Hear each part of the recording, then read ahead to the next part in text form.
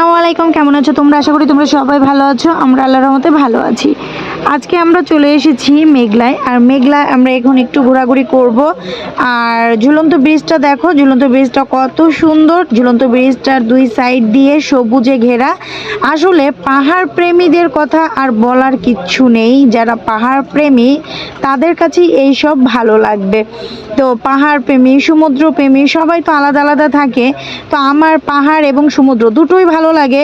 আর যারা দুটোই ভালো লাগে তারা অবশ্যই আমার চ্যানেলটি সাবস্ক্রাইব করবা। আর নিত্য নতুন তোমরা এইসব ব্লগই দেখতে পাবা।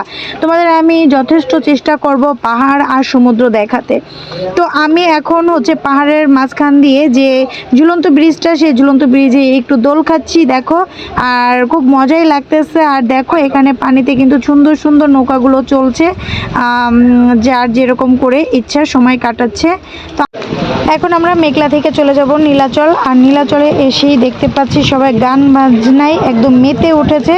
চলো আমরাও একটু মেতে উঠি।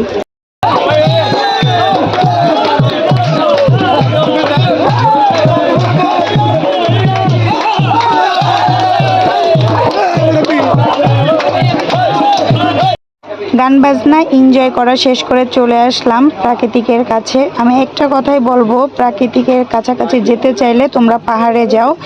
আর পাহাড়ের থেকেই তোমরা পৃথিবীটাকে আরও সুন্দর করে দেখতে পাবে, যে উপর থেকে দেখতে কেমন লাগে। পুরো সব চিন্তা, ক্লান্তি, ভাবনা, দুশ্চিন্তা সব কিছু ছেড়ে ছুড়ে একটা মুক্ত মনের মানুষের মতো মনে হয়।